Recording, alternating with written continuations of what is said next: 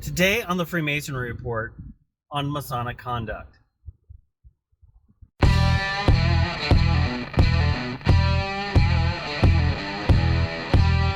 Hello, my brothers. This episode of the Freemasonry Report is about Un-Masonic conduct. I wanted to discuss this because this is a popular topic I see a lot of times when I'm on message boards and on social media platforms of like, that's Un-Masonic, watch your tone, watch this, watch that, be careful, my brother.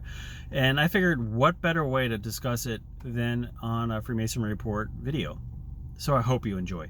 Okay, so let's start with the basics. What is Masonic conduct? Let's look at this in the most basic way possible. I'm doing this video today for my car just because I want to mix it up and have different outlook of places. So yes, it is Florida, it is sunny, so I'm wearing a pair of sunglasses today. Masonic conduct. It is something where a brother knows he needs to control himself. He needs to control his behavior, his actions to the public world. So with that being said, let's take a look at some of the things that are good Masonic conduct. First, secrecy. Obviously, we want to keep our secrets of our fraternity secret. So that is good Masonic conduct to do so. Obedience. Obedience to your fraternity, to your worshipful master, to your grand master, to your craft, to do things that need to get done. Obedience is another thing that is obviously good Masonic conduct. Truth. Being truthful to your fellow man, to your family, to your brothers in the fraternity is good Masonic conduct. Honesty. Being honest in your interactions throughout life is another good Masonic conduct. Charity is another popular one. Being charitable to your fellow man, to widows and orphans, to anyone, other charitable organizations that need support is good Masonic conduct. Having temperance, having piety are good Masonic conducts as well. And chastity is another one as well. I mean, there's an endless list and I could keep going, but I think those cover a lot of the popular ones in most Grand Lodges. Obviously, if you know of one that I did not mention, leave it in the comment below and let's start a conversation about the ones I may not have covered. So now that we talked about good Masonic conduct, let's jump into Un-Masonic conduct. So we have something as a baseline parameter of what a good Mason does. So let's look at when a Master Mason, fellow craft Mason, entered apprentice Mason, loses their way and does something that's Un-Masonic in nature. Okay, so now let's take a look at some of the things that are Un-Masonic in nature. And let's go through a list of them so we can sort of determine which ones fit into that category. My first one I want to bring up is profanity. If you use foul language, the A word, the F word, any number of them. I think you can watch many videos of profanity and see what profane words you can come up with and use that in lodge or even outside of lodge with a brother in a demeaning way. That is Masonic conduct and you can get nailed for that. So that's one of them.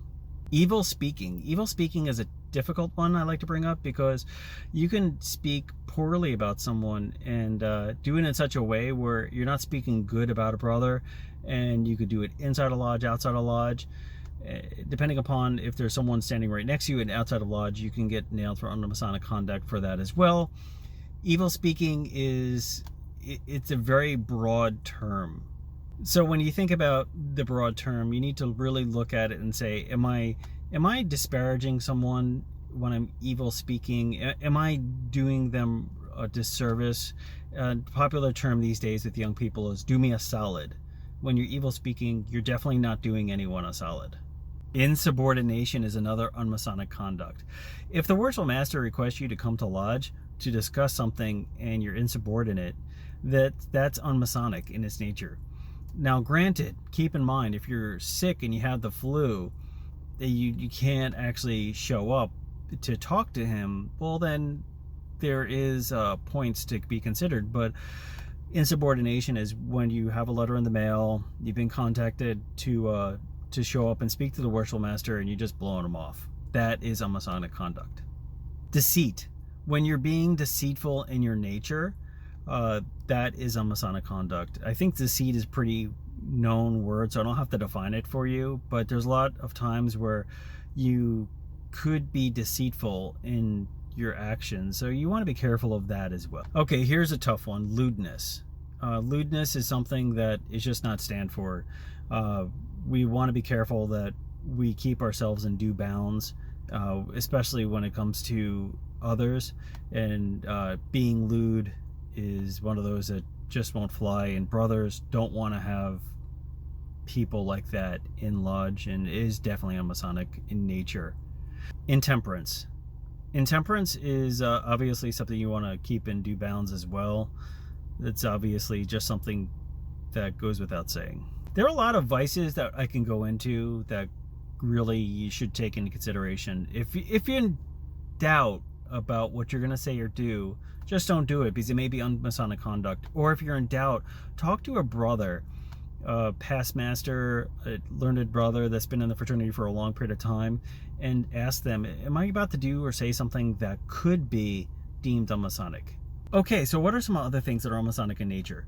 Here's a really easy one. If you're going to sell drugs out of the lodge, definitely un-Masonic. You don't want to do that, and there's no regular lodge anywhere that would be for that activity. Sometimes drinking in lodge, open lodge, is definitely deemed un-Masonic. I know there are some Grand Lodges where you can have a bar underneath the lodge room, but generally in the lodge room, any alcohol is deemed un-Masonic in nature. Now, if you're in a Grand Lodge where that is not the case, post that in the comments below, because I would be thrilled to talk to you and understand how your Grand Lodge operates, because that would be very interesting to me. I live and I do work in the Grand Lodge of Florida. So in the Grand Lodge of Florida, we are a dry Grand Lodge room, particular lodge room, whatever term that you want to plug in there, but we don't drink in open lodge ever. Another un-Masonic thing that I like to bring up that I think is useful is filing false charges. Now that I've sort of checked off a lot of things that are un-Masonic, and also what in the beginning are Masonic, making a false claim or false charge is un-Masonic in nature, because in Masonry we can bring other Masons up on charges for doing something that has been deemed un-Masonic in its nature. But if it is found out that what you believe, or that brother, I shouldn't say you, what that brother that brought the charges against another brother believed to be actually un-Masonic in nature turns out not to be un-Masonic in nature, or it's just unfounded and there's no actual grounds for what they believed was actually being un-Masonic to be so, that brother that brought the charges against the first brother could be brought up on charges and be removed from the fraternity, which is interesting. So before you pursue someone of saying, hey, you're being really un-Masonic, you want to make sure you are 100% certain they have been un-Masonic in their actions. So what are a few other things that are un-Masonic in nature? Because there's a lot of them. One of them is actually displaying your square and compass on something that you're driving as a business. The fraternity's image and logo and copyrights are totally separate from your profit-making organizations. Just remember, if you do display your patent or your membership certificate in your office, that is different than actually saying I'm going to have it in place and promote it as being because I'm a Freemason on my business card or other places. There's a fine line of saying I'm using it for advertising purposes. So you don't want to advertise Freemasonry as a way to get more business. I guess the real key is keep it in good taste. Like today I'm wearing my square and compass. If I go to my office today, which I generally do, and I'm wearing this polo shirt into my office, I want to do it in good taste. Obviously I'm wearing the shirt because it's a nice shirt. I like the style. I may have a meeting in the evening, lodge meeting or something, but at the same token, I'm not using this as a sales tool. I'm just wearing it because it's a shirt. It's the same thing of wearing a sports shirt or a team jersey or something else that may have a logo or slogan for a sports team. It doesn't represent my business and my business actions. It's just something that I have. I'm not representing it as a business purpose. Another thing that's un-Masonic in nature is obtaining a Masonic degree in an improper, irregular fashion by way of fraud or some other means. or using some statements that aren't true, like, hey, I'm a Master Mason, and then people find out, no, you're only an entered apprentice Mason. So you don't want to misrepresent yourself either, because that's Un-Masonic. So if you're an entered apprentice, just be proud that you're an entered apprentice. Don't run around and say, I'm a Master Mason, or I'm a past master, and I deserve the title of worshipful or right worshipful if you've never been a district deputy grand master, or district instructor, and say I'm right honorable. Just be humble. As one grandmaster said in the state of Florida, keep your ego at the door, and you won't have a problem with that. Again, a Master Mason should never disclose anything that happens inside of the lodge, i.e. balloting is a big one that a lot of people like to bring up. So you never want to talk specifically about how a ballot goes after lodge. We always say what happens in lodge stays in lodge. We're like Las Vegas in a way when it comes to Blue Lodge and our meetings. So we never talk specifics of what happens. Reason why we don't want to do this is we don't ever want to seem mischievous or vicious in our words. And the best way to do that is never to bring up anything specific that ever happens, because there are tough decisions that need to be made, and we want to leave that in the lodge room. Now, in some lodges, year to year, a Grandmaster will allow you to actually recruit, which means you can go to a non-Master Mason, non-Mason, and say, hey, do you want to be a Mason?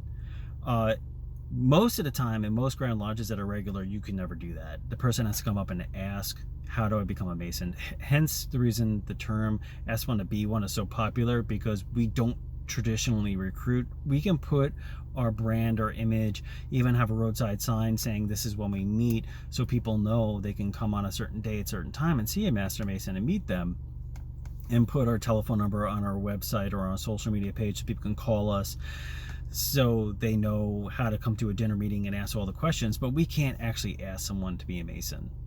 They have to ask us. Hence, in most Grand Lodges, unless bypassing an executive order by a Grand Master, it's pretty clear. It's Un-Masonic. Okay, another Un-Masonic thing that is very popular. If you, by chance, I don't know how this would be the case, but were to come across having access to the secrets of Freemasonry for your Grand Lodge, and you distributed that to the greater world, that's Un-Masonic in nature.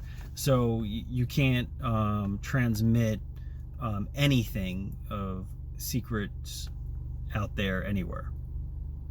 That would be Un-Masonic. I can go into like what happens if you do get found to be Un-Masonic in nature. You can be brought up on charges, but that's a whole video unto itself. I'm not going to go too deeply into that. I just can say the standard between Masonic and Un-Masonic behavior, I think I've made very clear. I'll give a couple of examples. And these examples are important to consider, because I know on social media these days, a lot of people are keyboard warriors. And in the past, they used to be called telephone tough guys, where you could pick up the phone and be as tough as you want to be, but you're never really that same way when you're in their face. Keyboard warriors are the same way, where you say things that you would never do, mostly to someone into their face, unless you're so brazen and so vicious in your nature that you would think it's appropriate to do. Like a good example, mispronouncing someone's name to be derogatory in nature. That would be Un-Masonic. Trolling someone and being a troll could be deemed Un-Masonic. Now, I use troll last. I want to sort of bring up the fact that sometimes people are just giddy, and they're kind of like Peter Pan-ish in their nature, so they may say something out of jest and have dry humor and dry wit, and they're not actually being vicious in nature or mischievous. They're just, you know, having a little fun. So there is a point where we need to sort of look and say, is that brother's nature, or they just have dry humor where they're saying something in a way where it's just funny, and that's their sense of humor, and they're lighthearted, they're not doing anything. But in that case, it might be worth reaching out to the brother and say, you know, I know you have a very dry, warped sense of humor, but that came across the wrong way. And 90% of the time, that brother with that sense of humor will be like, I'm so sorry. I had no intention of ever hurting you or making you feel bad in any way. It's just my sense of humor. A lot of times, when you run into a brother like that, they're very willing to sort of say, I apologize, and they do have an ego, and they leave their ego at the door, and they do love the brotherhood, and they never want to hurt the brotherhood. So their little gif of a funny cartoon or their quick statement where it might end with a LOL, laughing out loud, as it might be, just may be taken the wrong way. So, but again, that's where you need to have that whisper in the ear of a brother. I hope you found this topic of Un-Masonic behavior, Un-Masonic conduct helpful. I really put a lot of time into researching it because I wanted to do a quality job. So yeah, I do have some time on my hands, and I do like to give it back to the brotherhood, and I hope you've enjoyed these videos. I have plenty more to come. I have like 50 different topics. I was telling the brothers over at the Masonic Network, I have a lot of videos already planned out. I'm just trying to figure out what order I want to release them in. So this one I felt is a good complement to some of the past episodes I've done, because I think it's useful to get the word out in a positive way and help inform brothers that we are doing good things. And the Freemasonry Report wants to put out quality content that you may enjoy and you may want to share with other brothers. With that being said, I hope you stay healthy. I hope you stay happy. I hope you enjoy the fraternity and you grow great relationships over your lifetime with other brothers.